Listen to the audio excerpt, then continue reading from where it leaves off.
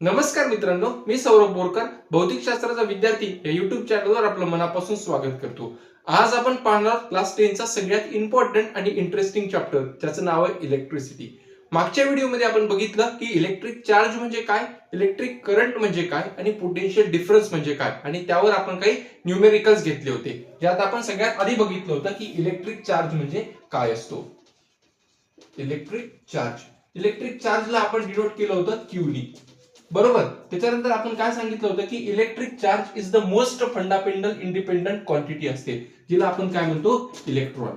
त्याच्यावर चार्ज किती असतं, 1.6 into 10 to the power -19 coulomb असतं. त्यानंतर इलेक्ट्रिक चार्ज आपण बघितलं की त्याच्यात दोन टाइप्स असतात. एक काय असतं, पॉझिटिव्ह चार्ज, आणि दुसरं काय असतं, निगेटिव्ह चार्ज.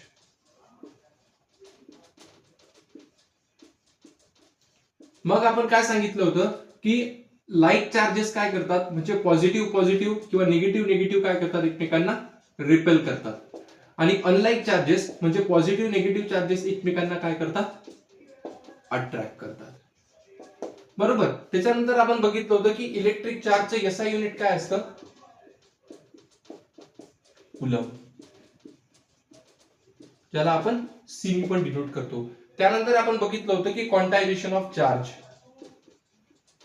की एखादी जर समजा चार्ज बॉडी आहे तर त्यातून किती नंबर ऑफ इलेक्ट्रॉन फ्लो झाले हे जर सांगायचं असेल तर आपण काय करतो, क्वांटायझेशन ऑफ चार्ज बघतो.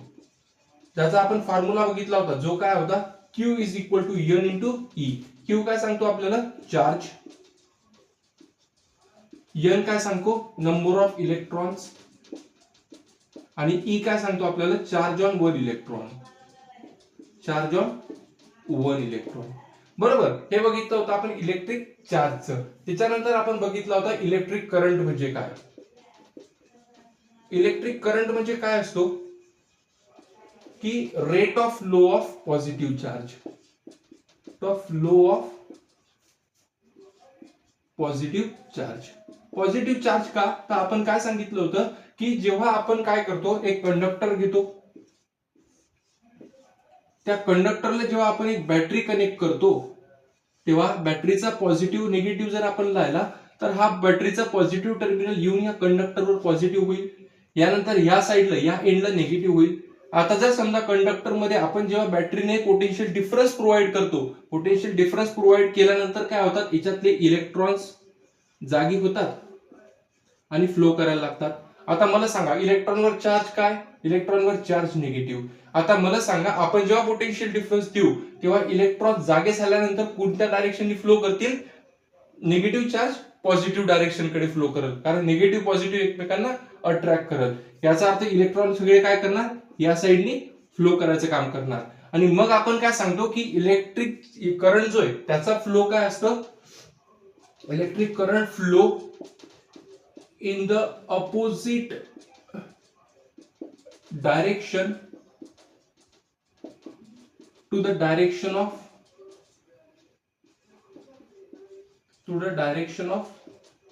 इलेक्ट्रॉन. इलेक्ट्रॉनच्या अपोजिट, इलेक्ट्रॉनच्या फ्लोच्या अपोजिट मध्ये इलेक्ट्रिक करंट फ्लो करतो. म्हणून आपण काय सांगितलं होतं की electron is always flow from lower potential कडून हायर पोटेन्शियल कडे, आणि current is always flow from higher potential कडून लोअर पोटेन्शियल कडे.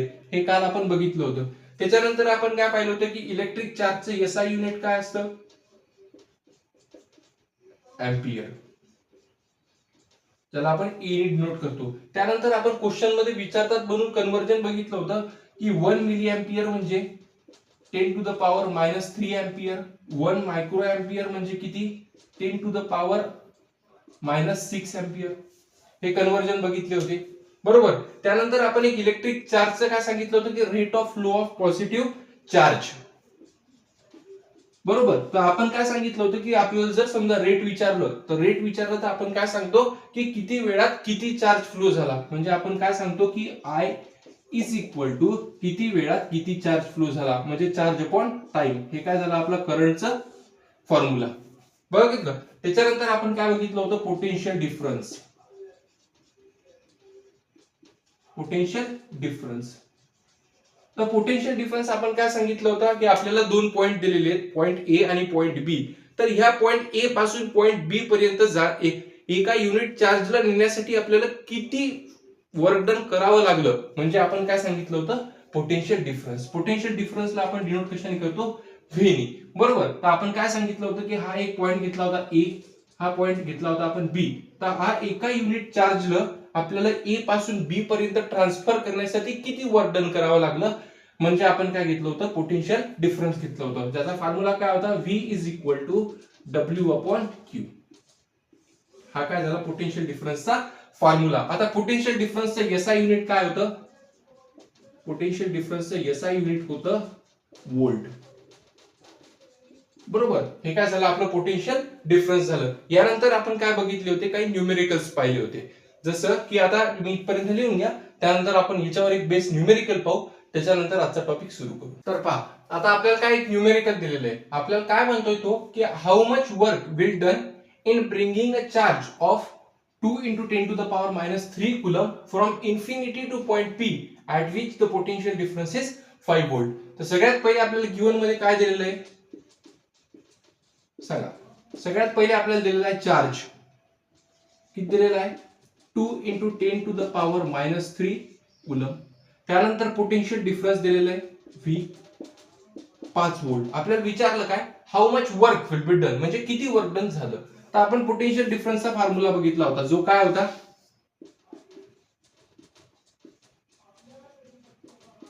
V is equal to W upon Q बघितला होता, क्यू किंवा स्मॉल क्यू किंवा कॅपिटल क्यू.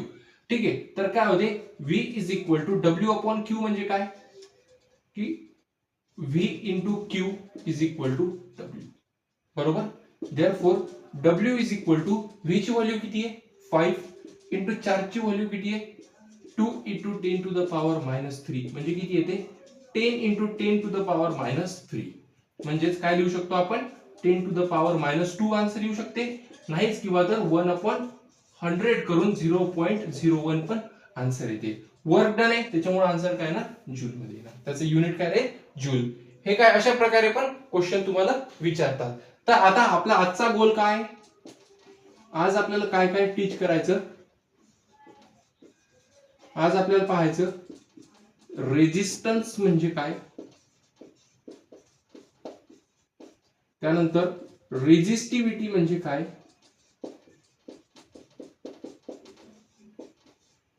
आणि तिसरं आपल्याला पाहायचं ओम्स लॉ. आणि त्याच्यावर ह्या तिन्ही टॉपिक्सवर काही न्यूमेरिकल्स.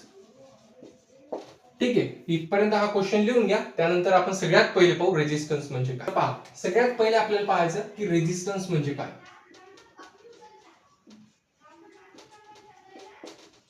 रेजिस्टन्स म्हणजे काय, रेजिस्टन्सला आपण आर ने डिनोट करतो. बरोबर. तर रेजिस्टन्स म्हणजे काय असते, की एक ती resistance is the property of conductor, property of conductor which is opposed to the flow of electric current, which is opposed to the flow of electric current. म्हणजेच रेजिस्टन्स काय, एक कंडक्टरची प्रॉपर्टी आहे आणि जी काय करते, इलेक्ट्रिक करंटला अपोज करण्याचं काम करते. जसे की फॉर एक्झाम्पल आपण सांगू शकतो की आपण जर समजा एक कंडक्टर घेतलं, बरोबर, त्या कंडक्टरला आपण एक पोटेन्शियल डिफरन्स कनेक्ट म्हणजे एक बॅटरी कनेक्ट केली. ठीक आहे. हे बॅटरीचं कशा डिनोट करतो, हे सर्किट डायग्रामचे जे काही कंपोनेंट्स आहेत ते आपण नेक्स्ट टॉपिक मध्ये नेक्स्ट व्हिडिओ मध्ये बघू. तर सध्या काय दिलेली, एक बॅटरी दिलेली आहे, एका कंडक्टरला कनेक्ट केलेली आहे. हा झाला बॅटरीचा पॉझिटिव्ह टर्मिनल, हा झाला निगेटिव्ह टर्मिनल. आता हा पॉझिटिव्ह टर्मिनल कनेक्ट केला आपण कंडक्टरच्या ह्या एंडला, त्याच्यामुळे इथं आला पॉझिटिव्ह चार्ज. आणि हा निगेटिव्ह टर्मिनल कनेक्ट केला आपण कंडक्टरच्या ह्या एंडला, त्याच्यामुळे इथं आला निगेटिव्ह चार्ज. आता आपण काय सांगतो की जेव्हा आपण बॅटरी जेव्हा स्टार्ट करतो म्हणजे पोटेन्शियल डिफरन्स देतो, तेव्हा इलेक्ट्रिक करंट फ्लो होतो. इलेक्ट्रिक करंट फ्लो होतो तेव्हा काय येतात, या कंडक्टर मधले जे काही इलेक्ट्रॉन्स असतात ते इलेक्ट्रॉन्स काय करतात, जागे होतात. जागे झाल्यानंतर ते काय करतात, इलेक्ट्रॉनवर निगेटिव्ह चार्ज आहे त्याच्यामुळे ते काय करतात, पॉझिटिव्ह चार्ज कडे, पॉझिटिव्ह एंड कडे अट्रॅक्ट केले जातात, ओढले जातात. बरोबर. आणि त्याच्यामुळे काय होते, आपला जो करंट आहे तो त्याच्या अपोजिट डायरेक्शन म्हणजे पॉझिटिव्ह टर्मिनल कडून निगेटिव्ह टर्मिनल म्हणजेच हायर पोटेन्शियल कडून लोअर पोटेन्शियल कडे मूव्ह होतो, पळायचं काम करतो. बरोबर. म्हणून आपला करंट काय होणार, या डायरेक्शन मध्ये फ्लो होणार. आता काय होता, जर समजा आपण सांगितलं की हा कंडक्टर, हा वायर जर समजा आपण घेतला आणि हा वायर जर समजा कॉपर पासून तयार होत असेल, तर कॉपर पासून जर हा वायर तयार होत असेल तर कॉपरचे पण काही आयॉन्स असतील. बरोबर. तर हे कॉपरचे जे काही आयॉन्स येतात, आता सांगा, आता हे इलेक्ट्रॉन्स काय करतात. फॉर एक्झाम्पल तुम्हाला सांगायचं झालं, तुम्ही जेव्हा मोकळा रस्ता असता तेव्हा तुम्ही मन भरून कितीही स्पीडने पळू शकता, किती स्पीडने तुमची बाईक चालवू शकता. पण जेव्हा तुम्ही गर्दीच्या एरियात येता, गर्दीच्या चौकात जाता, तेव्हा तुम्हाला काय करावं लागते, गाडी आरामशीर करावं लागते. कारण कोणी पण तुम्हाला धक्काबुक्की करण्याचा प्रयत्न करू शकतो, प्रयत्न करत नाही, तो धक्काबुक्की लागत असते. बरोबर. तर तसंच जेव्हा इलेक्ट्रॉन हे जेव्हा ह्या डायरेक्शन मध्ये जातील तेव्हा हे जे त्या कॉपरचे जे आयॉन्स आहेत ते त्याला आदळतील. बरोबर. काय, कॉपरचे जे आयॉन्स आहेत त्याला आदळल्यानंतर त्यांची स्पीड काय होणार, कमी होणार. ती स्पीड कमी झाली त्याच्यामुळे काय होणार, इलेक्ट्रिक करंट कमी फ्लो होणार. बरोबर. कारण इलेक्ट्रॉनला निगेटिव्ह टर्मिनल कडून पॉझिटिव्ह टर्मिनल कडे जायसाठी वेळ लागणार, कारण मधात काय, खूप जास्त गर्दी आहे. पण जर समजा आपण बघितलं की त्याचा जर आपण एरिया वाढवला तर गर्दी ऑटोमॅटिक काय होणार, म्हणजे जागा वाढणार. जागा वाढली तर तीच गर्दी जास्त जागेत डिस्ट्रीब्युट होणार. त्याच्यामुळे इलेक्ट्रॉन्स मोकळ्या जागेने इझिली फ्लो करू शकतात. त्याच्यामुळे करंट काय होणार, इझिली फ्लो करू शकतो. म्हणून रेझिस्टन्सचं काम काय असतं की ती एक कंडक्टरची प्रॉपर्टी आहे आणि ती काय करते, इलेक्ट्रिक करंटला फ्लो करण्यासाठी अपोज करते. अपोज कशा प्रकारे करते, अशा प्रकारे की जे इलेक्ट्रॉन्स आहेत जेव्हा आपण त्याला पोटेन्शियल डिफरन्स प्रोव्हाइड करतो तेव्हा इलेक्ट्रिक करंट फ्लो होतो. आणि इलेक्ट्रिक करंट फ्लो होताना इलेक्ट्रिक चार्ज हे निगेटिव्ह टर्मिनल म्हणजे लोअर पोटेन्शियल कडून हायर पोटेन्शियल कडे येतात. आणि ते असतानाचे मधातले जे त्या कंडक्टरचे आयॉन्स आहेत, ते कंडक्टरचे आयॉन्स त्यांना काय करतात, अडवतात. आणि ते अडवतात, त्याच्यामुळे इलेक्ट्रिक करंट काय होतो, आरामशीर फ्लो होतो. तो काय करतो, अपोज करतो इलेक्ट्रिक करंटला फ्लो करण्यासाठी. त्या अपोजिशनला आपण काय म्हणतो, रेझिस्टन्स म्हणतो. आता काही असे फॅक्टर्स असतात, त्या फॅक्टर्सच्या बेसिसवर आपलं रेझिस्टन्स कसं असतं ते ठरतं. तर ते कोणते फॅक्टर्स आहेत, factors on which resistance is depend. Resistance is depend. असे कोणते फॅक्टर्स आहेत ज्या फॅक्टर्सवर रेझिस्टन्स डिपेंड करते. सगळ्यात पहिलं लेंथ. सगळ्यात पहिलं काय, लेंथ. म्हणजे जेवढा जास्त लेंथ असेल त्या कंडक्टरची तेवढा जास्त काय होणार, अपोजिशन होणार. कारण समजा आपण सांगितली की त्याची जर एवढी लेंथ असणार तर तेवढे आयॉन्स असणार, तेवढं जास्त इलेक्ट्रिक करंट काय होणार, फ्लो होण्यासाठी अपोज करणार इलेक्ट्रॉन. त्याच्यामुळे काय सांगणार, आपण सांगू शकतो की resistance is directly proportional to length. म्हणजे जेवढी जास्त लेंथ तेवढं जास्त रेझिस्टन्स असतं. सिमिलरली दुसरं, area of cross section. Area of cross section. आता एरिया ऑफ क्रॉस सेक्शन काय, की जेवढी जास्त आपण जागा वाढवू तेवढे इलेक्ट्रॉन आरामात फ्लो होतील. जेवढे जास्त आरामात इलेक्ट्रॉन फ्लो होतील तेवढा जास्त काय होणार, इलेक्ट्रिक करंट फ्लो होणार. त्याच्यामुळे तेवढं कमी अपोजिशन होणार. त्याच्यामुळे आपण काय सांगू शकतो की resistance is inversely proportional to 1 area. म्हणजे जेवढा जास्त एरिया तेवढं कमी रेझिस्टन्स, जेवढा कमी एरिया तेवढं जास्त रेझिस्टन्स. बरोबर. गरमी रे. आणि तिसरं आहे की रेझिस्टिव्हिटी, ज्याला आपण रो ने डिनोट करतो, जो आपल्याला नेक्स्ट टॉपिक पाहायचा आहे, रेझिस्टिव्हिटी. रेझिस्टिव्हिटी म्हणजे काय, की एक मटेरियलची प्रॉपर्टी आहे. ती रेझिस्टिव्हिटी पर तो काय करतो, जेवढी जास्त रेझिस्टिव्हिटी असेल तेवढं जास्त रेझिस्टन्स असेल. त्याच्यामुळे आपण काय सांगू शकतो की resistance is directly proportional to rho. आता याच्या बेसिसवर आपल्याला जर रेझिस्टन्सचा फॉर्म्युला विचारला काय असतो तर तो आपण सांगू शकतो. तर पहा, लेंथ आणि रेझिस्टिव्हिटी एकमेकाला म्हणजे रेझिस्टन्सला काय डायरेक्टली प्रोपोर्शनल आहेत आणि एरिया काय इनव्हर्सली प्रोपोर्शनल आहे. त्याच्यामुळे आपण काय सांगतो की resistance is equal to rho directly proportional आहे, लेंथ डायरेक्टली प्रोपोर्शनल आहे, area rho L by A. हा काय झाला रेझिस्टन्सचा formula, rho L by A. याच्यातला आर काय झाला, रेझिस्टन्स. रो काय झालं, रेझिस्टिव्हिटी. एल काय झालं, लेंथ ऑफ कंडक्टर. आणि ए काय झालं, एरिया ऑफ द कंडक्टर. बरोबर. म्हणून आपण काय सांगतो की रेजिस्टन्स मध्ये जेवढं जास्त लेंथ असेल तेवढी जास्त रेजिस्टन्स असेल, जेवढा जास्त एरिया तेवढं कमी रेजिस्टन्स, जेवढा कमी एरिया तेवढं जास्त resistance. Resistance is in directly proportional to resistivity, म्हणजे जेवढी जास्त रेजिस्टिव्हिटी असेल त्या मटेरियलची तेवढं जास्त काय असेल रेजिस्टन्स असेल. आता या इलेक्ट्रिक रेजिस्टन्सचा आपल्याला एसआय युनिट विचारलं तर त्याचं एसआय युनिट काय असतं, एसआय युनिट असतो ओहम. त्याला आपण डिनोट करतो एन. एक सुंदर मुलीचं डोकं, त्याला काय आपण त्याने याने डिनोट करतो. आता बऱ्याचदा तुम्हाला क्वेश्चन मध्ये काय करतात पेपरमध्ये, ही जी रेजिस्टिव्हिटी आहे याचं एसआय युनिट विचारतात काय येते. तर इथपर्यंत लिहून घ्या. आता आपण काय बघितलं की रेजिस्टन्स काय, एक कंडक्टरची प्रॉपर्टी आहे जी इलेक्ट्रिक करंटला फ्लो करण्यासाठी अपोज करते. आपण बघितलं की काय करतो, आपण एक कॉपर वायर घेतला तर कॉपरचे काही आयन्स असतात जे इलेक्ट्रॉनला फ्लो करण्यासाठी अपोज करतात. आता इलेक्ट्रॉन जेवढा स्लो फ्लो होणार तेवढा इलेक्ट्रिक करंट पण स्लो होणार, बरोबर. म्हणून काय झालं की काही फॅक्टर्सवर रेजिस्टन्स डिपेंड करते, जसं की सगळ्यात पहिली लेंथ, जेवढी जास्त लेंथ असेल तेवढं जास्त रेजिस्टन्स असतं. त्याच्यानंतर एरिया, जेवढा जास्त एरिया तेवढं कमी रेजिस्टन्स, आणि जेवढा कमी एरिया तेवढं जास्त रेजिस्टन्स. त्याच्यानंतर रेजिस्टिव्हिटी काय, एक मटेरियलची प्रॉपर्टी आहे जी काय करते, आपल्याला जेवढं जास्त मटेरियल म्हणजे जेवढं जास्त रेजिस्टिव्हिटी असेल तेवढं जास्त रेजिस्टन्स असते. त्याच्यानंतर एसआय युनिट काय असते रेजिस्टन्सचं, ओम, बरोबर. आणि त्याचा फॉर्म्युला काय असतो, R is equal to rho L upon A. आता इथपर्यंत लिहून घ्या. त्याच्यानंतर आपण पाहू रेजिस्टिव्हिटी म्हणजे काय असते. तर पहा, रेजिस्टन्स म्हणजे काय असते. रेजिस्टन्स एक कंडक्टरची प्रॉपर्टी आहे जी इलेक्ट्रिक करंट फ्लो करण्यासाठी अपोज करते. इलेक्ट्रिक रेजिस्टन्सचे एसआय युनिट काय असतं, ओम, बरोबर. त्यानंतर आपण काय सांगितलं की काही फॅक्टर्सवर रेजिस्टन्स डिपेंड करते, जसं की लेंथवर, जेवढी जास्त लेंथ असेल तेवढं जास्त रेजिस्टन्स असते. दुसरं एरिया ऑफ क्रॉस सेक्शन, जेवढा जास्त एरिया तेवढं कमी रेजिस्टन्स, आणि जेवढं कमी रेजिस्टन्स तेवढा जास्त एरिया असतो. आणि तिसरं म्हणजे रेजिस्टिव्हिटी काय, एक मटेरियलची प्रॉपर्टी आहे. त्याच्यामुळे काय सांगतो आपण की रेजिस्टन्स रेजिस्टिव्हिटीवर डिपेंड करते.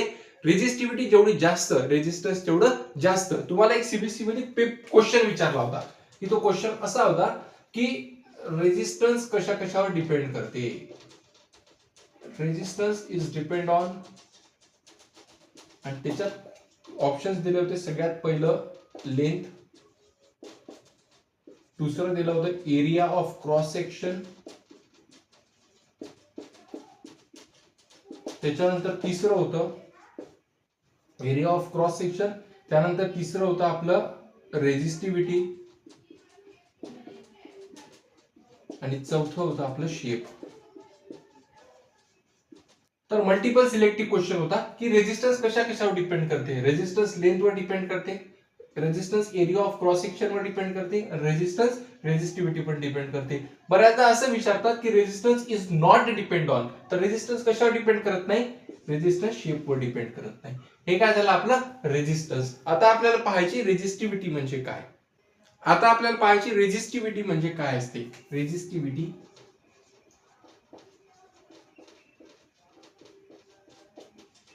रेजिस्टिव्हिटीला आपण डिनोट करतो रोनी. त्यानंतर रेजिस्टिव्हिटी काय, it is the property of material.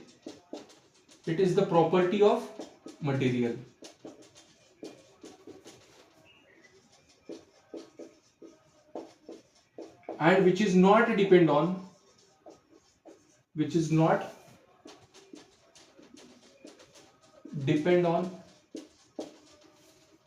length,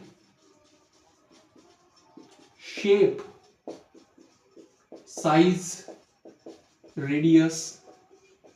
म्हणजेच काय की रेजिस्टिव्हिटी एक मटेरियलची प्रॉपर्टी आहे जी length, shape, size, radius, diameter कशाचवर डिपेंड करत नाही.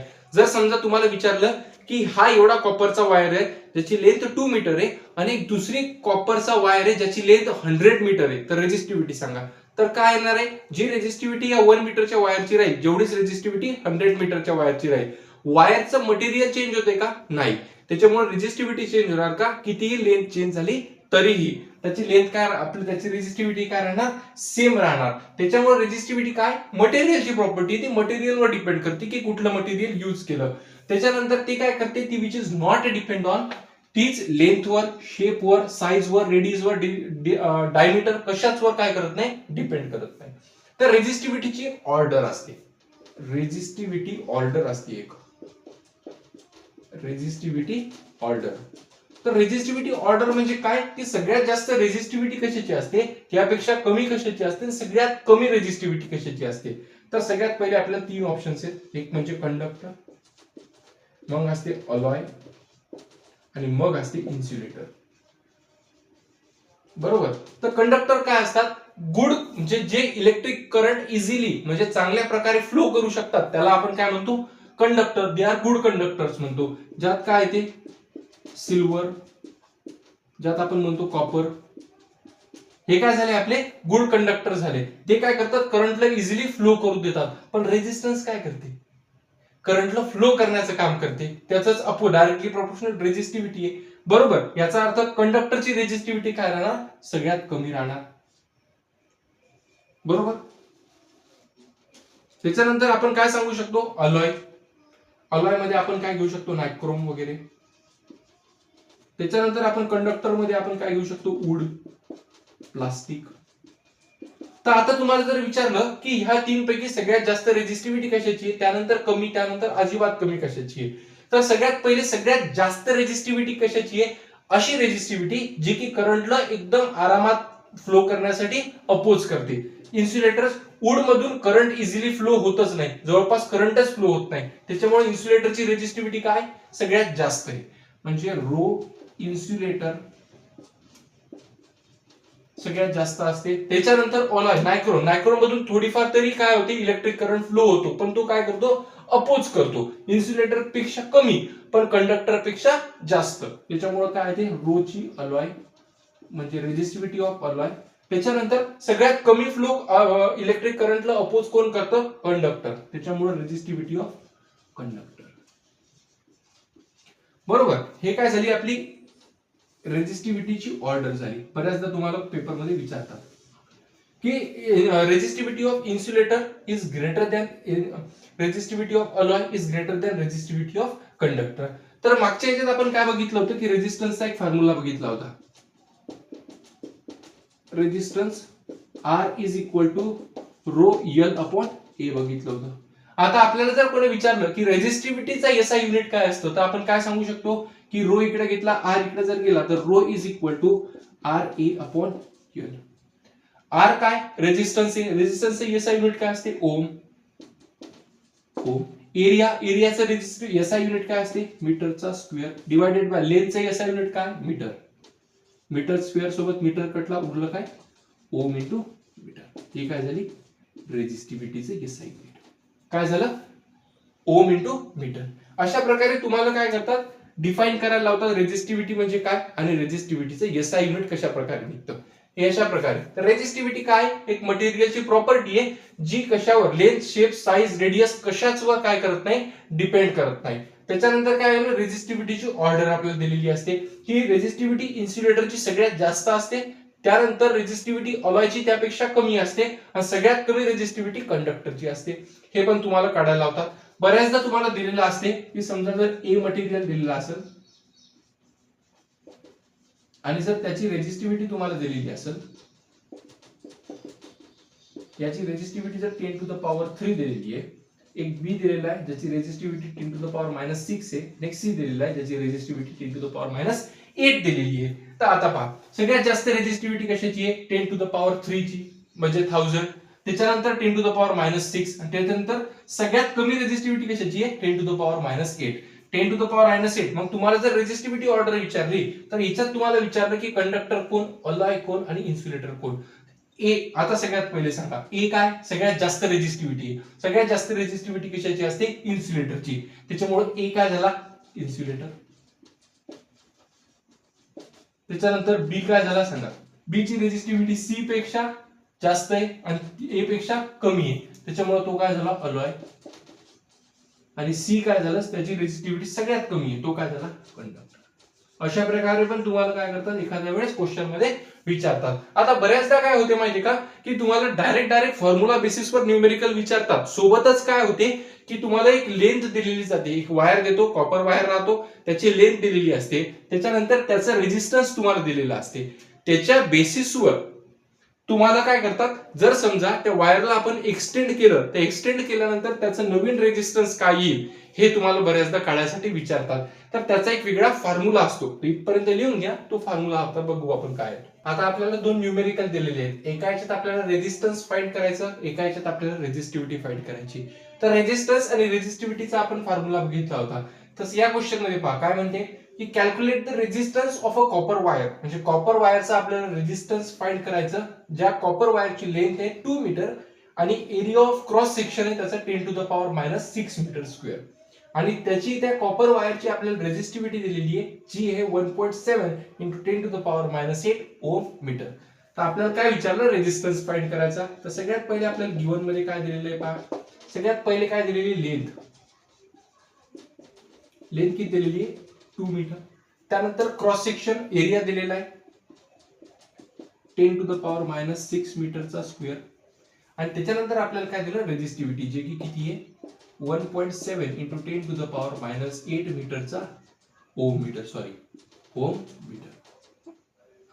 आता आपल्याला काय करायचं, सिंपली रेजिस्टन्सचा फॉर्म्युला काय ते सांगा. R is equal to rho L upon A. Rho सांगा काय आलेलं आहे, 1.7 × 10 to the power -8 into length 2 divided by area पण आपल्याला दिलेला आहे किती, 10 टू द पॉवर -6. आता 1.7 × 2 म्हणजे 17 दुने 34, म्हणजे काय सांगू शकतो आपण 3.4 × 10 टू द पॉवर -8. -6 वर गेल्यानंतर +6 होतो, तर काय आहे 10 टू द पॉवर 6, म्हणजे काय ते 3.4 × 10 टू द पॉवर -2. आता -2 आपण -2 पण राहू देऊ शकतो किंवा खाली येणार तरी 100 होतो. तर काय आहे ते 3.4 डिवायडेड बाय 100 असं पण करू शकतो, नाहीतर असं पण जरी राहू दिलं तरी उत्तर करेक्ट येतं. रेजिस्टन्सचा एसआय युनिट काय असतो, ओम, किंवा याचं एसआय युनिट काय ते ओम. आता अशा प्रकारे आपण काय करू शकतो, रेजिस्टन्स फाइंड करू शकतो. आता आपल्याला काय विचारत या क्वेश्चन मध्ये, काय विचारलंय की एक कॉपर वायर दिलेला आहे, ज्याची लेंथ किती दिलेली आहे 2 मीटर. गिवन मध्ये अगेन काय दिलेलं आहे आपल्याला, लेंथ दिलेली आहे 2 मीटर. त्यानंतर एरिया ऑफ क्रॉस सेक्शन दिलेला आहे, एरिया दिलेला आहे किती 1.7 × 10 टू द पॉवर -6 मीटरचा स्क्वेअर. त्यानंतर अजून काय म्हणते की रेजिस्टन्स किती दिलेलं आहे 2 × 10 to the power -2 ohm. R दिलेलं आहे 10 टू द पॉवर -2 ओम. विचारलं काय, रेजिस्टिव्हिटी. तर रेजिस्टिव्हिटीचा पण आपल्याला फॉर्म्युला माहिती आहे की काय, रेजिस्टन्सचा formula rho L upon A. तर रेजिस्टिव्हिटीचा फॉर्म्युला काय राहील, RA अपॉन L. आता रेजिस्टन्स दिलेला आहे किती 10 to the power -2 into area दिलेला आहे किती 1.7 × 10 to the power -6 divided by length किती दिलेली आहे 2 मीटर. पहा आता -2 -6 -8 म्हणजे 1.7 × 10 to the power -8 divided by 2. पहा किती येते, 1.7 ला 2 ने डिवाइड केलं तर 2 × 16, 0.85 × 10 टू द पॉवर -8. आलं, हे काय झालं, याचा आता एसआय युनिट काय ओम इंटू मीटर. ही काय झाली रेजिस्टिव्हिटी. आलं. अशा प्रकारे तुम्ही रेजिस्टन्स आणि रेजिस्टिव्हिटी काय करू शकता, या फॉर्म्युलाच्या बेसिसवर फाइंड करू शकता. आता आपल्याला आपण सांगितलं मगाशी की त्याप्रमाणे जर तुम्हाला एक वायर दिलेला आहे, त्याचं रेजिस्टन्स दिलेलं आहे आणि त्या वायरला जर आपण एक्सटेंड केल्यानंतर त्या वायरची लेंथ चेंज झाली, त्याच्यानंतर त्याचा न्यू रेजिस्टन्स काय येतं, यासाठी एक फॉर्म्युला आहे. तो फॉर्म्युला कसा येतो ते आता आपण पाहू. तर पहा, आपल्याला एक कॉपर वायर दिलेला आहे ज्याची लेंथ 2 मीटर आहे आणि त्याचं R रेजिस्टन्स आहे. आपण जेव्हा त्या वायरला खेचून एक्सटेंड करू, म्हणजे ओढल्यानंतर तो एक्सटेंड होईल, त्याच्यानंतर त्याचं रेजिस्टन्स काय येणार, याच्यासाठी एक फॉर्म्युला असतो. तो बेसिक फॉर्म्युला असतो आपला R new is equal to N square into R old. म्हणजे जो नवीन वायर एक्सटेंड केल्यानंतर त्याचं जे रेजिस्टन्स आलं ते इज इक्वल टू किती पट वायर केला आपण एक्सटेंड, तो इंटू जुनं रेजिस्टन्स काय होतं ते. बरोबर. तर त्यासाठी आपल्याला काय जाणार की रेजिस्टिव्हिटी काय राहणार, सेम राहील. आणि जर रेजिस्टिव्हिटी सेम जर राहिली, याचा अर्थ मटेरियल काय राहणार, सेम. बरोबर. तर सगळ्यात पहिले पहा, आपल्याला काय घेतलं, एक वायर दिला ज्याचा आपण त्या म्हणत रेजिस्टन्स R आहे आणि या वायरची लेंथ आहे L. याचा एरिया ऑफ क्रॉस सेक्शन आहे ए. बरोबर. आता ते काय म्हणतात की जेव्हा आपण त्याला ओढू म्हणजे जेव्हा आपण त्याला स्ट्रेच करू, स्ट्रेच झाल्यानंतर त्याची काय होणार, लेंथ चेंज होणार. लेंथ चेंज झाल्यानंतर काय होणार की त्याचं रेझिस्टन्स बदलणार असं त्याचं म्हणणं आहे. बरोबर. आता मटेरियल जर समजा आपण सांगितलं की हा कॉपर वायर आहे, तर एक्सटेंड जरी केलं तरी मटेरियल चेंज होणार का, नाही, कारण रेझिस्टिव्हिटी मटेरियलवर फक्त डिपेंड करते. किती जरी लेंथ इन्क्रीज जरी झाली तरी काय होणार, रेझिस्टिव्हिटी बदलणार नाही. याच्यामुळे रेझिस्टिव्हिटी काय राहणार त्याची सेम राहते. आता काय होणार, एक सगळ्यात पहिलं याची रेझिस्टिव्हिटी सेम राहणार,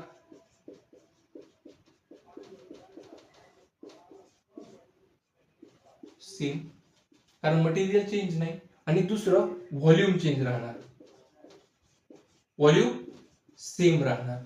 व्हॉल्यूमचा फॉर्म्युला काय असतो, एरिया इंटू लेंथ. आता कसा की आता समजा आपण सांगितलं की याचा जर लेंथ एल आहे, एरिया ए आहे, आपण लेंथ इन्क्रीज केली की एरिया काय होणार, कमी होणार, कारण लेंथ आणि एरिया ही इन्व्हर्सली प्रोपोर्शनल आहेत. लेंथ जेवढी जास्त कमी, लेंथ जेवढी कमी केली एरिया तेवढा जास्त होणार. फॉर एक्झाम्पल आपल्याला जर सांगायचं झालं तर हा एक्सटेंड करण्याआधी जर समजा याची एरिया असेल 2 आणि याची लेंथ जर समजा असेल 3 मीटर, याची लेंथ आहे 3, तर व्हॉल्यूम किती आलं आपलं 6 मीटर क्यूब. बरोबर. एरियाचं मीटर स्क्वेअर, लेंथचं मीटर म्हणजे मीटर क्यूब. तर आपण काय पाहिलं की जेवढी जास्त लेंथ वाढवू तेवढा एरिया कमी होणार आणि जेवढी लेंथ कमी करू एरिया तेवढा वाढणार. बरोबर. ते दोघं एकमेकांसोबत काय इन्व्हर्सली प्रोपोर्शनल आहेत. त्याच्यामुळे आपण काय बघितलं की जर समजा एरिया आपण 2 मीटर स्क्वेअर केला आणि लेंथ जर त्याची 3 मीटर असेल तर व्हॉल्यूम किती येणार 6 मीटर क्यूब. आता आपण काय केलं, त्या वायरला एक डबल केलं म्हणजे त्याची डबलला लेंथ काय केली, इन्क्रीज केली. आता डबलला लेंथ इन्क्रीज केली, हे काय झालं 3 मीटरचा 6 मीटर झालं. आता पहा काय होणार, आफ्टर स्ट्रेचिंग, आफ्टर स्ट्रेचिंग नंतर काय येणार, आपण काय केलं लेंथ 2L केली. 2L म्हणजे काय, पहिली लेंथ किती होती 3, म्हणजे 2 इंटू 3 म्हणजे किती केली आपण 6 मीटर. आता काय होणार, याचा व्हॉल्यूम चेंज होणार का, नाही, तर आपण लेंथ वाढवली एरिया कमी होणार. आता डबलनी लेंथ वाढवली तर डबलनी एरिया काय होणार, कमी होणार. डबलनी एरिया कमी होणार म्हणजे 2चा एरिया 1 वर येणार, म्हणजे 1 metre square into length double केली म्हणजे 6 मीटर झालं. याचा अर्थ किती येते 6 मीटर क्यूब. म्हणून तुम्ही लेंथ वाढवली एरिया कमी होणार, व्हॉल्यूम चेंज होणार का, नाही, व्हॉल्यूम पण काय राहील त्याचा कॉन्स्टंट राहील. आता पहा आपण काय सांगू शकतो की सगळ्यात पहिले हे होतं आपलं बिफोर स्ट्रेचिंग, हे होतं आपलं बिफोर स्ट्रेचिंग आणि हे काय झालं आपलं आफ्टर स्ट्रेचिंग. व्हॉल्यूम चेंज झाला का, नाही, लेंथ एरिया चेंज झाला पण व्हॉल्यूम कॉन्स्टंट होता. त्याच्यामुळे आपण काय लिहू शकतो की A1 L1 is equal to A2 L2 is equal to constant. म्हणजे स्ट्रेचिंग करण्याच्या आधीचा area into length is equal to stretching झाल्यानंतरचा एरिया इंटू लेंथ, हे काय झालं कॉन्स्टंट. बरोबर. यालाच लिहिताना आपण कसं लिहू शकतो, A1 upon A2 is equal to L2 upon L1 लिहिता येते. हे आपण घेतले इक्वेशन नंबर पहिलं. आता आपण काय बघितलं की स्ट्रेचिंग झाल्यानंतरची रेझिस्टिव्हिटी आणि स्ट्रेचिंगच्या आधीचं रेझिस्टन्स, बरोबर, त्या दोघांचे रेझिस्टन्स. तर काय सांगू शकतो आपण की आपण जर समजा आर ओल्ड म्हणजे एक स्ट्रेचिंग होण्या आधीचा रेझिस्टन्सचा फॉर्म्युला घेतला तर R old is equal to काय येते की रो यल अपॉन ए. यालाच आपण काय करू शकतो, लो L1 अपॉन A1 आणि आर न्यू म्हणजे काय की स्ट्रेचिंग झाल्यानंतरचं रेझिस्टन्स, ते काय ते R new is equal to rho L2 upon A2.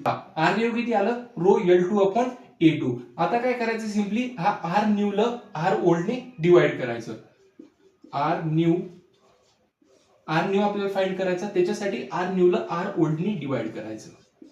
R old is equal to R new किती आहे, rho L2 upon A2 divided by rho L1 upon A1. Rho कटला कारण रेझिस्टिव्हिटी त्या मटेरियलची सेम आहे. त्याच्यामुळे आता काय आलं पहा, L2 upon A2 divided bye L1 upon A1. A1 वर गेला, L1 इकडे गेला. तर यालाच आपण काय लिहू शकतो की R new divided by R old is equal to काय लिहिता येते आपल्याला की A1 upon A2 into L2 upon L1 लिहिता येते. काय आलं A1 upon A2 into L2 upon L1. आता तुम्ही पाहू शकता A1 अपॉन A2 ला आपण काय लिहू शकतो L2 अपॉन L1 पहा अकॉर्डिंग टू इक्वेशन 1 पहा. नाउ फ्रॉम इक्वेशन 1 काय लिहिता येते आपल्याला या R new divided by R old is equal to A1 upon A2 ला L2 अपॉन L1 म्हणजे L2 upon L1 is into L2 upon L1. आता याचा स्क्वेअर म्हणजे L2 अपॉन L1 चा स्क्वेअर हे काय झालं आपलं R new upon R old. बरोबर. आता काय करायचं हे आपल्याला सांगायचं की आपली जी जुनी लेंथ होती वायरची त्याला आपण किती पट वाढवलं तर त्याच्यावर आपण काय सांगतो L2 अपॉन L1 ला L ने डिनोट करतो. तर काय करू शकतो therefore put L2 upon L1 चा square is equal to L चा स्क्वेअर. काय येते सांगा R new is equal to L square येते. आर न्यू चा फॉर्म्युला काय येतो R new is equal to L square into R old. हा काय झाला आपला नवीन रेजिस्टन्स. जेव्हा आपण वायर स्ट्रेच करतो तेव्हा काय आन्सर येते हे आपण हेच फाइंड करायचं होतं आपल्याला. रेजिस्टिव्हिटी सेम राहते ते कारण रेजिस्टिव्हिटी मटेरियल बदलत नाही फक्त बदलते काय लेंथ बदलते. बरोबर. त्याच्यामुळे काय फॉर्म्युला आहे तो R new is equal to L square म्हणजे किती पट तुम्ही वायर स्ट्रेच केला इंटू जेव्हा स्ट्रेच करण्याआधी त्या वायरचं रेजिस्टन्स काय होतं त्याच्या बेसिसवर आपण सांगू शकतो की स्ट्रेच झाल्यानंतर वायरचं रेजिस्टन्स काय येतं. इथपर्यंत लिहून घ्या एक न्यूमेरिकल पाहू. तर पहा आता आपल्याला 3 न्यूमेरिकल दिलेत. तर सगळ्यात पहिल्या न्यूमेरिकल मध्ये आपल्याला काय विचारलं की रेजिस्टन्स ऑफ गिवन वायर ज्याची लेंथ किती आहे L ज्याचं रेजिस्टन्स किती आहे 3 ओम. तर wire is stretch uniformly such that its length become 2L. त्याची लेंथ किती झाली 2L केली म्हणजे L ची 2L केली म्हणजे डबल केली. तर काय विचारलं न्यू रेजिस्टन्सचं त्या स्ट्रेच वायरचं. आपला फॉर्म्युला काय होता R new is equal to L square into R old. बरोबर. पहा आर न्यू आपल्याला फाइंड करायचा L स्क्वेअर म्हणजे किती पट वायर आपण स्ट्रेच केला. किती पट वायर केला आपण डबल म्हणजे 2 ने स्ट्रेच केला म्हणजे 2 चा स्क्वेअर इंटू जुना जो वायर होता स्ट्रेच होण्याआधीचा त्याचा रेजिस्टन्स किती होतं 3 ओम. तर काय झालं 2 चा स्क्वेअर 4 इंटू 3 ओम म्हणजे काय झालं 4 3 12 ओम. म्हणजे नवीन वायरचा रेजिस्टन्स किती होता आपलं 12 ओम. आलं. त्याच्यानंतर पहा रेजिस्टन्स ऑफ गिव्हन वायर ज्याची लेंथ आपल्याला किती दिलेली आहे L आणि त्याचा रेजिस्टन्स किती 4 ओम. तर त्या वायरला आपण युनिफॉर्मली स्ट्रेच केलं आणि त्याची लेंथ किती पट झाली 3 पट झाली. नवीन रेजिस्टन्स विचारलं काय ते R new is equal to L square into R old. बरोबर. L स्क्वेअर म्हणजे किती पटनं वायर आपण स्ट्रेच केला इथे किती पट केला 3 पट केला म्हणजे 3 चा स्क्वेअर इंटू जुना रेजिस्टन्स जो होता तो किती होता 4 ओम. म्हणजे काय झालं 3 चा स्क्वेअर 9 इंटू 4 चा ओम 9 चौक 36 ओम. आलं. आता याचं पहा आता इथे काय म्हणते एक 6 ओमचा रेजिस्टन्सचा वायर एक 6 ओम रेजिस्टन्सचा एक वायर आहे ज्याला आपण काय केलं डबल अप फोल्डिंग केली. म्हणजे काय केलं एवढा वायर आहे त्याला डबल अप करून फोल्ड केलं. आता आपण चादर नसते का त्याला फोल्ड करतो. फोल्ड केल्यानंतर काय झालं डबल अप केलं म्हणजे डबल न काय केली त्याची फोल्डिंग केली म्हणजे डबल न त्याची साईज काय केली कमी केली. डबल न साईज कमी करणं म्हणजे काय 1 ला अर्ध करणं 2 ला 1 करणं. बरोबर. आता इथं काय केलं डबल अप बाय फोल्डिंग करून त्याला काय केलं अर्ध केलं. तर नवीन रेजिस्टन्स विचारलं. बरोबर. काय म्हणते इथं लिहितो काय फॉर्म्युला आहे आपला R new is equal to L square into R old आहे. आर न्यू विचारलं. आता आपल्याला किती पट आपण त्या वायरला स्ट्रेच केलं किंवा फोल्ड केलं डबल अप म्हणजे 1 ला अर्ध केलं. डबल अप फोल्डिंग केली. 1 मीटरचा वायर आहे ज्याला हाफ केलं म्हणजे हाफचा स्क्वेअर केला इंटू जुना रेजिस्टन्स किती होतं 6 ओम होता. सांगा हाफचा स्क्वेअर 1/4 इंटू 6 ओम किती येते सांगा. 6/4 म्हणजे 1.5 ओम. नवीन रेजिस्टन्स किती आला 1.5 ओम. आलं लक्षात. अशा प्रकारे तुम्हाला जर समजा एका वायरची लेंथ दिलेली असेल आणि त्याचा रेजिस्टन्स दिलेला असेल स्ट्रेच करण्याआधी आणि स्ट्रेच केल्यानंतर त्याचा रेजिस्टन्स काय येते असं जर विचारलं तर कुठला फॉर्म्युला यूज करायचा. R new is equal to N square into R old. N square काय किती पट वायर तुम्ही स्ट्रेच केला. अशा प्रकारे तुम्हाला काय करतात त्या फॉर्म्युलाच्या बेसिसवर क्वेश्चन विचारतात. इथपर्यंत लिहून घ्या. त्याच्यानंतर आपण काही न्यूमेरिकल्स पाहू. त्याच्यानंतर ओम्स लॉ. आता आपल्याला काय विचारलं की calculate the area of cross section of a wire. म्हणजे एका वायरचा आपल्याला क्रॉस सेक्शन एरिया फाइंड करायचा ज्याची लेंथ आपल्याला किती दिलेली 1 मीटर. किंवा काय दिलेलं आहे पहिली गोष्ट length 1 metre. It's resistance is 23 ohm. Resistance किती दिलेले 23 ओम. And the resistivity of the material is 1.84 into 10 to the power minus 6. Resistivity is 1.84 into 10 to the power minus 6 ohm into meter. विचारलं काय रेजिस्टन्स विचारलं आपल्याला एरिया विचारला. रेजिस्टन्सचा formula काय असतो rho L upon A. Area विचारला रेजिस्टन्स खाली गेला तर काय येते A is equal to rho L upon R. तर पहा काय येते इथे लिहिलं तर रो ची व्हॅल्यू किती आहे 1.84 into 10 to the power minus 6 into length किती आहे 1 मीटर डिवायडेड बाय रेजिस्टन्स किती आहे 23 ओम. आपल्याला विचारलं काय एरिया सांगा. आता काय करता येईल आपल्याला की 23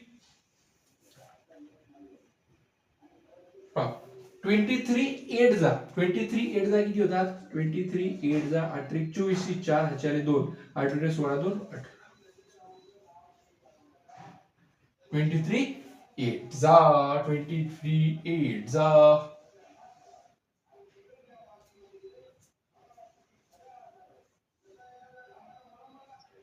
0.08 into 10 to the power minus 6. काय आला आपला मीटरचा स्क्वेअर. हा काय झाला आपला एरिया कशाचा त्या वायरचा 0.08 into 10 to the power minus 6. किंवा आपल्याला लिहिता येते की यालाच लिहायचं असलं तर 8 into 10 to the power minus 8 मीटरचा स्क्वेअर. मला सांगा 0.08 ला आपण असं लिहू शकतो 8/100 बरोबर into 10 to the power minus 8 असंच असं. आता या 100 ला आपण असं लिहू शकतो 10 चा स्क्वेअर. स्क्वेअर वर गेला तर काय येते into 10 to the power minus 2 म्हणजेच काय ना 10 to the power minus 8 into 10 to the power minus 8 square. आलं. अशा प्रकारे काय आहे ते 0.08 into 10 to the power minus 6 मीटरचा स्क्वेअर हा आला आपला एरिया. आता नेक्स्ट क्वेश्चन आपल्याला काय विचारलं की calculate the resistance of an aluminium cable. एका अल्युमिनियम केबलचा आपल्याला रेजिस्टन्स विचारला ज्याची लेंथ आपल्याला किती दिली आहे बाळांनो 10 किलोमीटर. आणि विचारलं काय दिलं काय डायमीटर दिला. कशात दिला मिलीमीटर मध्ये दिला. घ्या आता if the resistivity of aluminum is 2.7 into 10 to the power minus 8 ohm into meter. आता काय करायचं सगळ्यात पहिले काय काय दिलेलं आहे ते लिहून घेऊ. लेंथ किती दिलेली आहे 3 किलोमीटर दिलेली आहे. 10 किलोमीटरला मीटर मध्ये करावं लागल. 1 किलोमीटर म्हणजे 1000 मीटर. 10 मीटर म्हणजे 10,000 मीटर. 10,000ला आपल्याला कसं लिहिलं आहे 10 टू द पॉवर 4 मीटर 10,000. आता पहा त्याच्यानंतर काय दिलेलं आहे डायमीटर दिलेली आहे. आता डायमीटर काय दिलं पहा डायमीटर कशात दिलेलं आहे मिलीमीटर मध्ये. किती दिलेलं आहे 20 मिलीमीटर इज इक्वल टू मिलीमीटरला मीटर मध्ये कन्वर्ट केलं तर काय आहे 20 into 10 to the power minus 4 metre. आता आपल्याला काय विचारलं डायमीटर. आपला फॉर्म्युला काय दिलेला आहे R is equal to rho L upon A. विचारलं काय रेजिस्टन्स रो आपल्याला दिलेली आहे का बाबा रेजिस्टिव्हिटी दिलेली आहे किती आहे 2.7 into 10 to the power minus 8 ohm metre. बरोबर. रो आपल्याला दिलेली आहे. लेंथ आपण काढली 10 to the power 4 metre. Diameter दिलेली आहे 20 into 10 to the power minus 4 metre. पण आपल्याला काय विचारलं? एरिया. एरियाचा फॉर्म्युला काय असतो बाळांनो? एरियाचा फॉर्म्युला आपला असतो पाय आर स्क्वेअर. आता डायमीटर काय असते? रेडियसची डबल. बरोबर. म्हणजे एक डायमीटर म्हणजे 2r. सिंपली आपण काय करू शकतो? d by 2. d ची व्हॅल्यू किती दिलेली आहे? 20 into 10 to the power minus 4 divided by 2 म्हणजे काय येणार?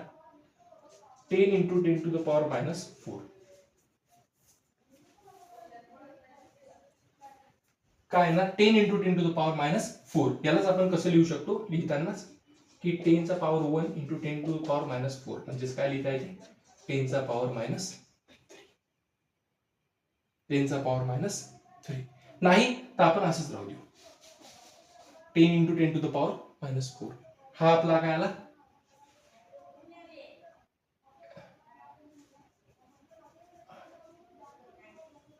हा आता आपली काय आली? रेडियस. ही रेडियस आली. पाय आपली व्हॅल्यू काय असते? 3.14.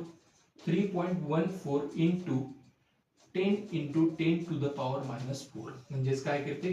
31.4 into 10 to the power minus 4. 31.4 into 10 to the power minus 4. हा आला आपला एरिया. आता आपला एरिया आला, रेजिस्टिव्हिटी आली, लेंथ आली. काय ते सांगा? रेजिस्टिव्हिटी आपली किती दिलेली आहे? 2.7 into 10 to the power minus 8 ohm metre into length किती दिलेली आहे? 10 to the power 4. 10 to the power 4 divided by area किती दिला आपला? 31.4 into 10 to the power minus 4. 4 into 10 to the power minus 4. आता सोपी गोष्ट आहे. मायनस 4 वर गेला, प्लस 8 आला प्लस 8 तर पहा 2.7 into 10 to the power minus 8 into 10 to the power 4. हा वर गेला, हा काय आला? 10 टू द पॉवर 4. बरोबर. आणि खाली काय उरला? 3.14. पहा 4 प्लस 4 8 मायनस 8 प्लस 8 0 कटला. उरलं काय? 2.7 डिवायडेड बाय 3.14. बघांनो 3.14 नाही 31.4 आहे. 31.4 31.4 आलं. आता काय करायचं? 31.4. आता आपण काय करायचं? 27 डिवाइड मल्टिप्लाय बाय 10 करायचं खाली वर म्हणजे काय ते 27 डिवायडेड बाय 314. 27 अपॉन 31 हे काय आलं आपलं? ओम. हे काय त्याचं रेजिस्टन्स. तुम्हाला जर इच्छा असेल डिवाइड करून पाहायची तर तुम्ही डिवाइड करून पाहू शकता. पहा रेजिस्टन्स काय आलं? 27 अपॉन 314 ओम. आता बऱ्याचदा तुम्हाला क्वेश्चन मध्ये काय विचारतात? डायमीटर दिलेला असते. त्या डायमीटरच्या बेसिसवर तुम्ही रेडियस काढायची. त्या रेडियसच्या बेसिसवर तुम्ही एरिया काढायचा. ते एरिया काय करायचा? त्या एरियाचा यूज करून रेजिस्टन्स विचारला असेल रेजिस्टन्स काढायचं. रेजिस्टिव्हिटी विचारली रेजिस्टिव्हिटी काढायची. अशा प्रकारे कन्फ्युजिंग क्वेश्चन पण तुम्हाला बऱ्याचदा विचारतात. इथपर्यंत लिहून घ्या. त्याच्यानंतर आपण पाहू ओम्स लॉ. तर आता आपल्याला पाहायचं इलेक्ट्रिसिटी या चॅप्टर मधला सगळ्यात इम्पॉर्टंट टॉपिक, सगळ्यात इम्पॉर्टंट लॉ, त्याचं नाव आहे Ohm's law. Ohm's law. Ohm's law समजून घेण्याआधी आपल्याला आपण एक बघितलं होतं कंडक्टर. बरोबर. त्या कंडक्टरला आपण एक बॅटरी कनेक्ट केली होती. आता आपण काय सांगितलं होतं की पोटेन्शियल डिफरन्स आपला जेव्हा आपण त्या सर्किट मध्ये प्रोव्हाइड करू तेव्हा त्या कंडक्टर मधून काय होते? इलेक्ट्रिक करंट फ्लो होते. याचाच अर्थ आपण सांगू शकतो की पोटेन्शियल डिफरन्स आहे त्या सर्किटमुळे त्याच्यामुळे त्या सर्किटमध्ये इलेक्ट्रिक करंट आहे. बरोबर. याचाच अर्थ आपण काय म्हणू शकतो की इलेक्ट्रिक करंटची आई पोटेन्शियल डिफरन्स आहे. पोटेन्शियल डिफरन्सच नसेल तर इलेक्ट्रिक करंट राहील का? अजिबात नाही. त्याच्यामुळे काय आहे? पोटेन्शियल डिफरन्स खूप जास्त इम्पॉर्टंट आहे. म्हणून आपण काय सांगतो की त्या सर्किटमध्ये जेवढा जास्त आपण पोटेन्शियल डिफरन्स देऊ तेवढा जास्त इलेक्ट्रिक करंट फ्लो. जेवढा पोटेन्शियल डिफरन्स आपण कमी देऊ तेवढा इलेक्ट्रिक करंट कमी फ्लो होईल. याचाच अर्थ हेच गोष्ट आपल्याला ओम्स लॉ सांगतो. एका स्टेटमेंट नुसार त्यांनी एक एक्सपेरिमेंटल सेटअप केला होता. तो सेटअप पण आपण पाहू. त्याआधी आपल्याला पाहायचं की ओम्स लॉ नंतर डायरेक्ट काय सांगितलं की जेवढं जास्त त्या सर्किटमध्ये पोटेन्शियल डिफरन्स तुम्ही प्रोव्हाइड कराल तेवढा जास्त त्या कंडक्टर मधून इलेक्ट्रिक करंट काय होईल, फ्लो होईल. म्हणजेच आपण काय सांगू शकतो की व्ही हा डायरेक्टली प्रपोर्शनल कोणासोबत असतो, आय सोबत. जेवढं जास्त पोटेन्शियल डिफरन्स तेवढा जास्त इलेक्ट्रिक करंट. म्हणजेच पोटेन्शियल डिफरन्स डायरेक्टली प्रपोर्शनल कोणासोबत असते, इलेक्ट्रिक करंट सोबत. बरोबर. आता काय होते बऱ्याचदा याचं स्टेटमेंट जर आपल्याला सांगायचं असलं तर स्टेटमेंट आपण काय सांगू शकतो,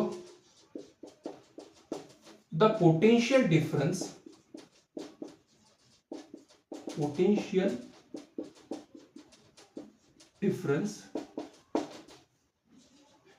across the terminal of metallic conductor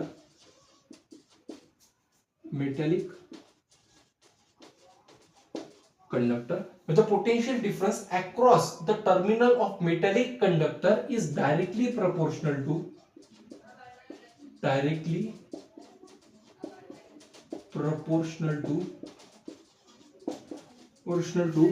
the current flowing through it.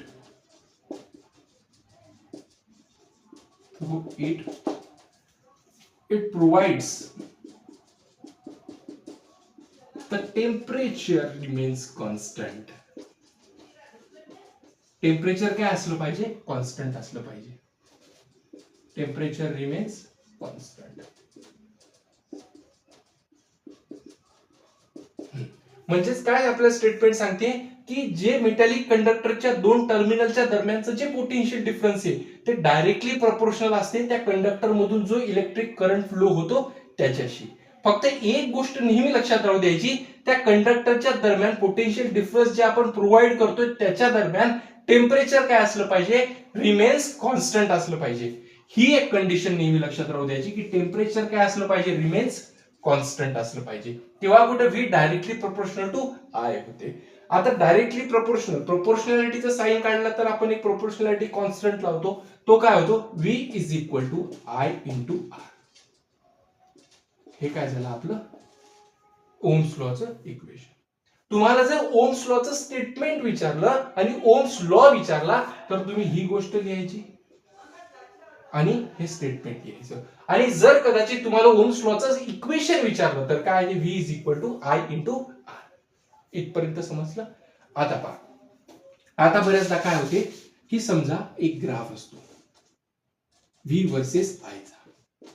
आता काय होते, जेव्हा व्ही वर्सेस आय चा ग्राफ असेल आणि व्ही आय ला डायरेक्टली प्रपोर्शनल असेल तेव्हा जो स्लोप असतो तो काय होतो, डायरेक्ट ओरिजिन पासून पास होतो. तो डायरेक्ट काय होतो, ओरिजिन पासून स्ट्रेट लाईन मध्ये पास होतो. आणि जो स्लोप आपल्याला व्ही वर्सेस आय च्या ग्राफ मध्ये मिळतो तो स्लोप आपला काय असतो, रेजिस्टन्स असतो. आता आपल्याला जर स्लोप फाइंड करायचा असेल तर आपण काय करतो, slope is equal to Y axis upon X axis. Y axis काय व्ही, एक्स एक्सिस काय आय. याचे या दोघांचा स्लोप आपल्याला काय देतो, रेजिस्टन्स. तुम्ही पाहू शकता R is equal to V upon I. R is equal to V upon I. म्हणजेच जेव्हा V हा डायरेक्टली प्रपोर्शनल I सोबत असेल तेव्हा जो स्लोप असतो तेव्हा तो ओरिजिन पासून स्ट्रेट लाईन मध्ये जातो आणि आपल्याला कुठली क्वांटिटी देतो, रेजिस्टन्सची क्वांटिटी. पहा, आपण स्लोप नुसार पण फाइंड केलं आणि आपल्या इक्वेशन नुसार पण फाइंड झालं. आलं. अशा प्रकारे बऱ्याचदा तुम्हाला ह्या ओम्स लॉच्या बेसिसवर काही क्वेश्चन्स पण विचारतात. जसे की तुम्हाला ग्राफ दिलेला असतात की जर समजा हा एक ग्राफ आहे व्ही वर्सेस आय चा, तर आपल्याला रेजिस्टिव्हिटी विचारतात की कुठल्या वायरची सगळ्यात जास्त आहे. 1 2 3. हा झाला आपला R1, हा झाला आपला R2 आणि हा झाला आपला R3. तर आता तुम्ही पाहू शकता की ज्याचा आय सोबत जास्तीत जास्त अँगल वाढत जाईल, जसं जसं अँगल वाढत जाईल तसं तसं काय होणार, रेजिस्टन्सची व्हॅल्यू वाढत जाईल. तर आता सगळ्यात जास्त रेजिस्टन्स कशाचा आहे, R3 चा, कारण आय सोबत त्याचा अँगल सगळ्यात जास्त आहे. त्याच्यानंतर कशाचा आहे, R2 चा. त्याच्यानंतर कशाचा आहे, R1 चा. अशा प्रकारे पण तुम्हाला काय विचारतात, रेजिस्टन्स विचारतात की कशा कशाचं सगळ्यात जास्त रेजिस्टन्स आहे व्ही वर्सेस आयच्या ग्राफमध्ये. समजलं? तर ओम्स लॉ आपल्याला काय सांगतो की the potential difference across the terminal of metallic conductor, म्हणजे मेटॅलिक कंडक्टरच्या टर्मिनल्सच्या अक्रॉस मध्ये जे पोटेन्शियल डिफरन्स आहे ते डायरेक्टली प्रपोर्शनल हे इलेक्ट्रिक करंट सोबत. म्हणून तुम्ही जेवढा जास्त पोटेन्शियल डिफरन्स प्रोव्हाइड करसाल तेवढा जास्त इलेक्ट्रिक करंट फ्लो होणार. बरोबर. आणि फक्त एक कंडिशन सॅटिस्फाय असली पाहिजे, जी की टेम्परेचर काय असलं पाहिजे पोटेन्शियल डिफरन्स प्रोव्हाइड करत असताना रिमेन्स कॉन्स्टंट असलं पाहिजे. म्हणून व्ही काय झाला, directly proportional to I. Proportionality sign आपण काढलं, एक प्रोपोर्शनॅलिटी कॉन्स्टंट घेतला, जो काय घेतला, रेजिस्टन्स. त्याच्या बेसिसवर आपण एक ग्राफ बघितला की V directly proportional to I, V versus आयच्या ग्राफ. आणि ते दोघं एकमेकाला जेव्हा डायरेक्टली प्रोपोर्शनल असतात तेव्हा जे स्लोप असतो तो ओरिजिन मधून स्ट्रेट लाईन मध्ये पास होतो आणि काय मिळतो, रेजिस्टन्स मिळतो. इथपर्यंत लिहून घ्या. त्याच्यानंतर आपण पाहू experimental setup of Ohm's law. अजून एक गोष्ट, आता इथे काय दिलेलं आहे की V directly proportional to I आहे. जर आपण सर्किट मध्ये 2 व्होल्टचं पोटेन्शियल डिफरन्स जर प्रोव्हाइड केलं आणि त्याच्या कंडक्टर थ्रू जर 1 एम्पियरचा करंट जर फ्लो झाला, आता आपण काय केलं, 2 व्होल्टला 4 व्होल्ट केलं, म्हणजे पोटेन्शियल डिफरन्सची व्हॅल्यू काय केली, डबल केली. पोटेन्शियल व्हॅल्यू जर आपण डबल केली तर आपला करंट पण काय होणार, डबल होणार. कारण काय आहे, ते दोघे एकमेकांसोबत डायरेक्टली प्रोपोर्शनल आहेत, म्हणजे करंट काय होणार, 1चा डबल. आता आपण जर समजा डबल केली, 3 टाइम जर केली तर ती काय होणार, 6 व्होल्ट. करंट पण काय होणार, 3 टाइम्स 3 एम्पियर. अशा प्रकारे काय करतं, आपलं पोटेन्शियल डिफरन्स आणि इलेक्ट्रिक करंट काम करतं. आता आपल्याला पाहायचं experimental setup. Experimental setup of Ohm's law. हा क्वेश्चन तुमच्या पेपरमध्ये विचारला तर 3 मार्कासाठी विचारतात आणि 3 मार्क पक्केच, तर काहीच नाही त्याच्यात, फक्त पक्के, तर फक्त पक्का पक्का लिहायचा. तर हा एक्सपेरिमेंटल सेटअप ओम्स लॉचा शिकण्याआधी आपल्याला दोन इन्स्ट्रुमेंट्स समजून घेणं गरजेचे आहे. सगळ्यात पहिला असते आपलं ॲमीटर. कदाचित नाव तुम्ही ऐकलंही असेल. ॲमीटरला आपण डिनोट करतो एक गोल आणि त्याच्यात ए. ॲमीटर कशासाठी यूज करतात, तर आपल्या सर्किटमध्ये किती इलेक्ट्रिक करंट फ्लो होतोय हे मेजर करण्यासाठी ॲमीटर यूज करतात.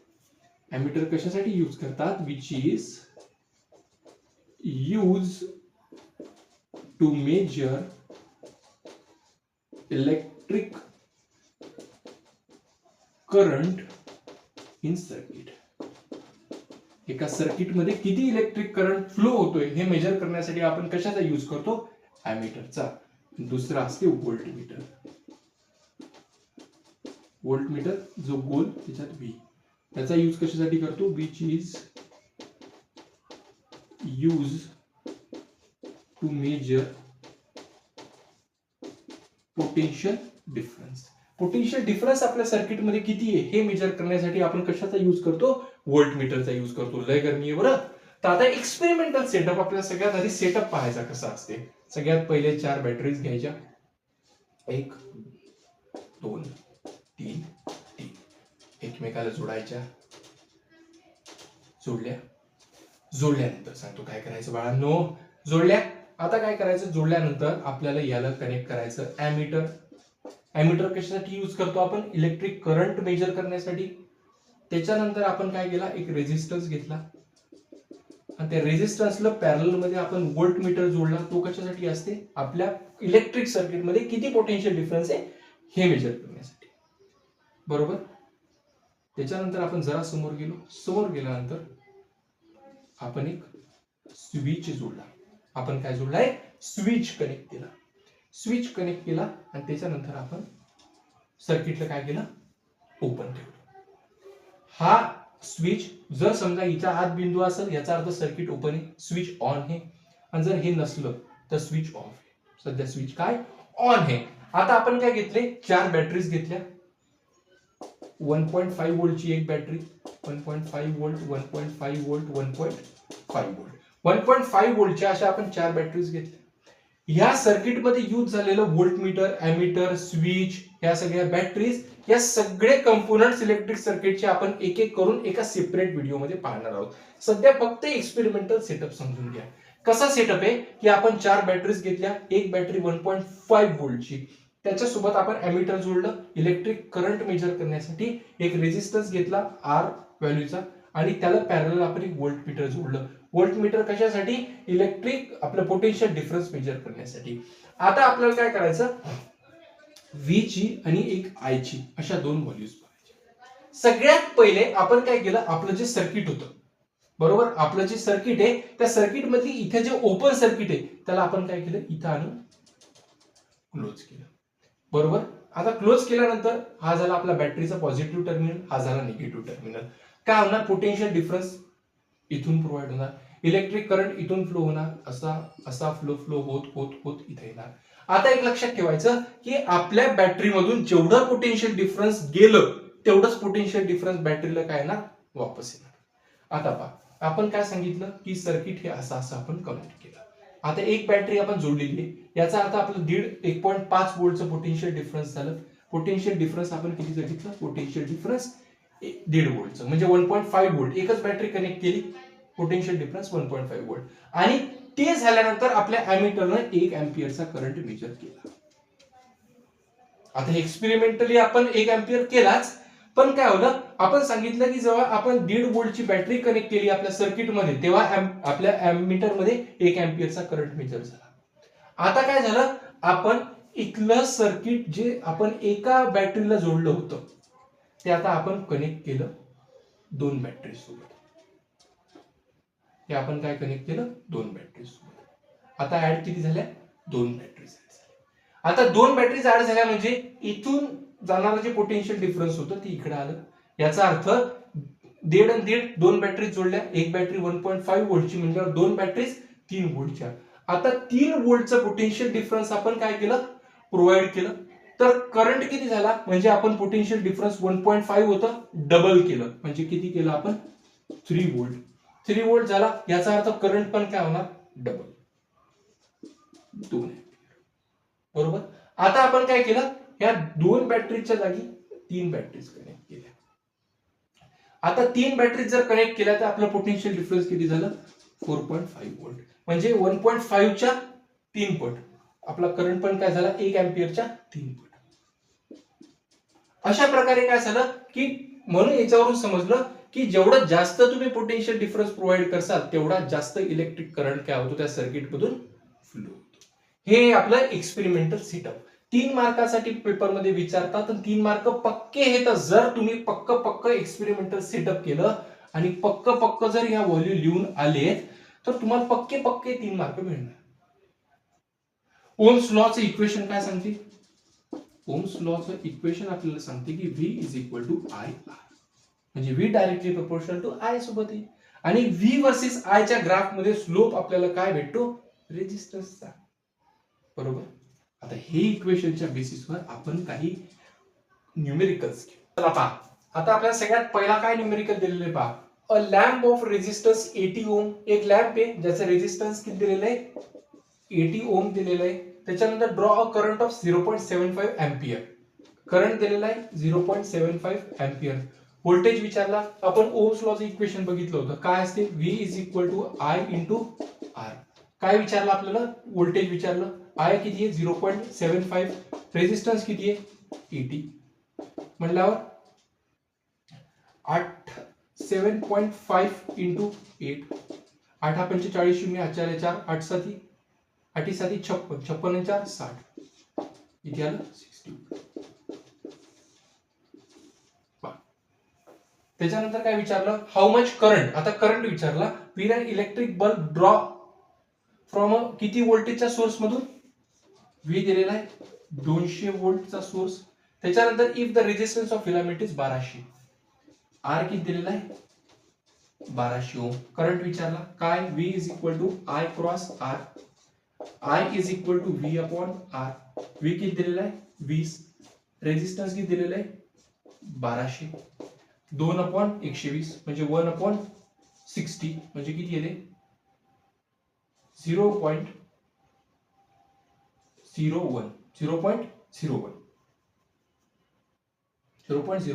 अँपिअर झालं. आता पहा, एक सिंपल इलेक्ट्रिक सर्किट दिलेलं आहे ज्याच्यात व्होल्ट दिलेला आहे 24 व्होल्ट आणि रेजिस्टन्स दिलेलं आहे 60 ओमचं. करंट विचारला, I is equal to V upon R. V किती दिलेलं आहे 24/60 किती येते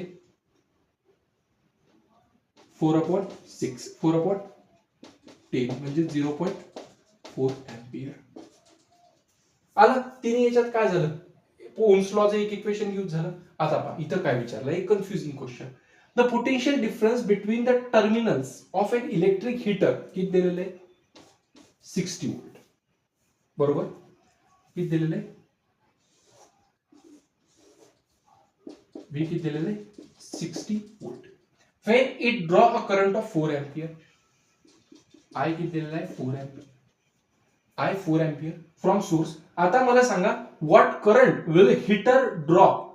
आता करंट किती हीटर म्हणजे एक हीटर किती करंट ड्रॉ करत जर पोटेन्शियल डिफरन्स आपण 120 केलं. म्हणजे जर पोटेन्शियल डिफरन्स आपण 120 केलं तर करंट किती जाईल. ओम्स लॉ आपण बघितला. ओम्स लॉ आपण बघितला होता तर ओम्स लॉ आपल्याला काय सांगतो की V directly proportional to I. जेवढा जास्त पोटेन्शियल डिफरन्स प्रोव्हाइड करू तेवढं जास्त इलेक्ट्रिक करंट फ्लो होणार. आपण काय सांगितलं होतं की V जर डबल झाला तर I पण काय होणार डबल होणार. आता इथं काय झाला V 60 चा 120 म्हणजे डबल झाला. करंट पण काय होणार डबल किती होणार 8 एम्पियर. आलं लक्षात.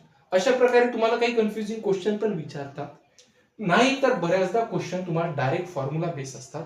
बऱ्याचदा तुम्हाला काय करतात की व्होल्टेज दिलेला असते करंट विचारतात आणि चार्ज पण दिलेला असते किती वेळात किती चार्ज फ्लो झाला रेजिस्टन्स व्होल्टेज पण दिलेला असते करंट विचारतात. तर तुम्हाला तर प्रश्न पडतो की करंटची व्हॅल्यू दिली म्हणजे करंट जर फाइंड करायचा असेल तर चार्ज कशासाठी दिला तर करंटचा फॉर्म्युला काय असतो rate of change of electric charge म्हणजे इलेक्ट्रिक चार्ज किती वेळात किती फ्लो होतो Q/T. चार्ज दिलेला आहे किती वेळात फ्लो होतो टाइम पण दिलेला आहे करंट आलं. अशा प्रकारे करंट पण विचारतात. अशा प्रकारे तुम्हाला ओम्स लॉच्या बेसिसवर न्यूमेरिकल्स विचारतात. काही आपण होमवर्क साठी क्वेश्चन देऊ ते तुम्ही सॉल्व्ह करा. जेव्हा आपण नेक्स्ट व्हिडिओ मध्ये येऊ तेव्हा ते क्वेश्चन्स आपण सॉर्ट आउट करू. तर हे काही होमवर्क्स आहेत. हे होमवर्क तुम्ही लिहून घ्या क्वेश्चन सॉर्ट आउट करून पहा. नाही आले तर आपण नेक्स्ट व्हिडिओ मध्ये याचे सोल्युशन्स बघू. आज आपण काय काय बघितलं सगळ्यात पहिले आपण रेजिस्टन्स पाहिलं. रेजिस्टन्स काय असतो एक कंडक्टरची प्रॉपर्टी असते जी इलेक्ट्रिक करंटला फ्लो करण्यापासून अपोज करते. रेजिस्टन्सचा फॉर्म्युला काय असतो R = ρL/A. रेजिस्टन्स कशा कशावर डिपेंड करतो रेजिस्टन्स सगळ्यात पहिले लेंथवर डिपेंड करतो. जेवढी जास्त लेंथ तेवढं जास्त रेजिस्टन्स. दुसरं एरियावर डिपेंड करतो जेवढा जास्त एरिया तेवढं कमी रेजिस्टन्स जेवढं कमी रेजिस्टन्स तेवढा जास्त एरिया. त्यानंतर तिसरं रेजिस्टिव्हिटी. रेजिस्टिव्हिटी काय एक मटेरियलची प्रॉपर्टी आहे त्याच्यावर सुद्धा तो रेजिस्टन्स डिपेंड करतो. जेवढं जास्त रेजिस्टिव्हिटी तेवढं जास्त रेजिस्टन्स असतं. त्याच्यानंतर रेजिस्टन्सचा SI युनिट काय असतं ओम. त्याच्यानंतर आपण काय बघितलं होतं रेजिस्टिव्हिटी पाहिली होती. रेजिस्टिव्हिटी काय असते जी एक मटेरियलची प्रॉपर्टी असते जी length shape size radius diameter कशावर डिपेंड करत नाही. रेजिस्टिव्हिटीचं SI युनिट काय असतं ओम मीटर असतं. त्याचा फॉर्म्युला RA/L म्हणजे रेजिस्टन्स एरिया अपॉन लेंथ असतं बरोबर. त्याच्यानंतर आपण एक रेजिस्टिव्हिटीची ऑर्डर पाहिली होती जी इन्सुलेटरची सगळ्यात जास्त रेजिस्टिव्हिटी असते त्यापेक्षा कमी अलॉयची असते त्यापेक्षा कमी कशाची असते कंडक्टरची असते. हे बघितलं होतं. त्याच्यानंतर आपण काय बघितलं होतं आपण तिसरं ओम्स लॉ पाहिला होता. ओम्स लॉ आपल्याला काय सांगतो की जेवढं जास्त तुम्ही एका सर्किट मधून पोटेन्शियल डिफरन्स प्रोव्हाइड करता तेवढा जास्त इलेक्ट्रिक करंट त्या कंडक्टर मधून फ्लो होतो. म्हणजेच V directly proportional to I असतो. प्रोपोर्शनॅलिटीचं आपण साइन काढलं होतं तर R आला होता V = I × R. V versus I चा आपण ग्राफ बघितला होता जिच्यात जो स्लोप येतो तो काय असतो आपला रेजिस्टन्स आणि तो काय होतो ओरिजिन पासून स्ट्रेट लाईन पर्यंत पास होतो. त्याच्यानंतर आपल्याला काय करतात काही रेजिस्टन्सचे ग्राफ दिलेले असतात त्याच्या बेसिसवर तुम्हाला विचारतात की कशा कशाचं रेजिस्टन्स सगळ्यात जास्त आहे. त्यानंतर आपण काय पाहिलं होतं की काही न्यूमेरिकल्स बघितले होते. हे झाले काही होमवर्क. हे तुम्ही सॉल्व्ह करून पहा. याचे सोल्युशन्स आपण नेक्स्ट व्हिडिओ मध्ये पाहू. तर व्हिडिओ कसा वाटला हे कमेंट करून मला नक्की सांगा. व्हिडिओ आवडला असेल तर व्हिडिओला लाईक करा चॅनलला सबस्क्राईब करा जास्तीत जास्त मुलांपर्यंत हा व्हिडिओ शेअर करा. तर भेटू आपण एक नवीन टॉपिक घेऊन पुढच्या व्हिडिओमध्ये. सध्या थांबूया. धन्यवाद.